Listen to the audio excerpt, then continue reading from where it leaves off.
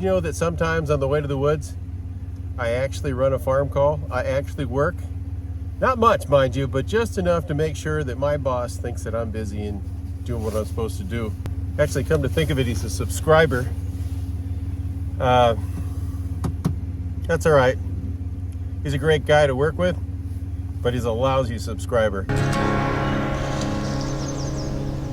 What I thought I'd do this morning was provide a little bit of a backdrop to two of the cases that I showed in the Centriper videos. The first one would be this one, Emily. She's a Cavalier, sweet little dog, tough as nails, and you can see from the looks of this, she went through sort of a harrowing experience. And the other one would be this horse that I was called out to see one night with an extremely swollen and painful leg. I think his name is Ranger. In order to understand Emily's story, first you need to take a look at this. This is called a disc bine. It's used in farming for preparing forages like hay, cutting them down and kind of crimping them and rolling them in preparation for either making them into hay or putting them into the silo as haylage. And take a look underneath the hood here. It's a long row of lawnmower-like blades that whir around at fantastic speeds that kind of create a little bit of a suction.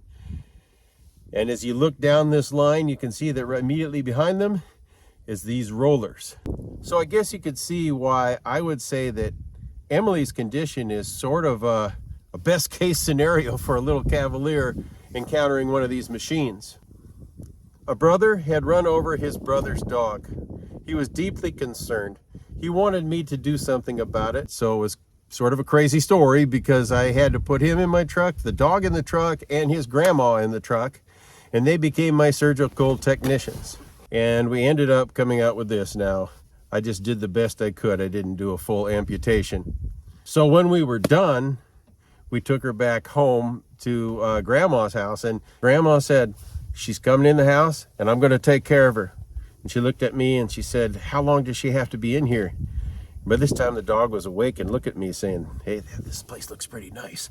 And I said, "Oh, about 5 months," which of course isn't true. As a matter of fact, I think she stayed in there for a little while and made such a wonderful quick recovery. She started jumping up on the furniture, and then I think even at one point she went through a screen window, which kind of much ensured that she finally went out to the barn. Here, if you take a look, you can see just how well that leg healed and how happy she was. Well, she went back out to the barn, and there she actually had a litter of puppies. And the amazing thing was they all had 4 legs. I can't quite understand that. But the rest of the story doesn't end that well, because about 9 months later, she was in the barn and she managed to step on an electrical cord that had a break in the coating, and she was electrocuted to death. The dog only had 3 legs. It had a 25% less chance of standing on this cord. Maybe we should have taken off another leg. I don't know, but sometimes things just don't turn out the way we planned. Now let's talk about Ranger here. Like I say, I went out to check his leg, and I made the decision that night because the leg was so tight and so hard that actually serum was coming through the skin. I said, this is not an abscess. This is the result of a traumatic injury, like a bruise. And I think if we open it up, this horse will bleed to death. It's very difficult to isolate an artery in those kinds of situations. So we elected to give him pain relievers and wait.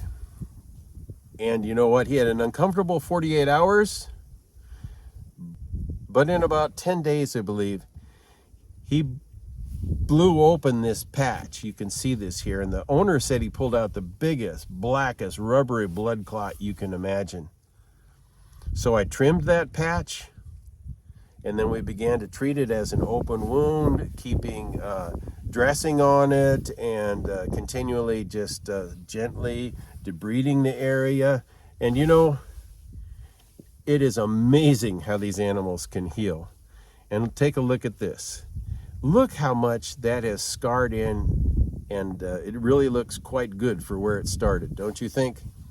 And the good news about this is he is back in the harness. The owner was concerned that the harness kind of crosses over right there where that wound is, and he would never be able to use them again. But it doesn't seem to bother him, and now he's back on the road pulling a buggy and life is good.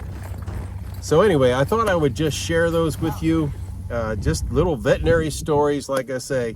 On the way to the woods, sometimes I'd have to stop and take care of animals. So now, if you like this kind of content, let me know.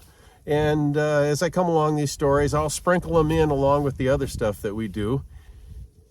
If you like it, let me know. Take care. I got to go to the woods.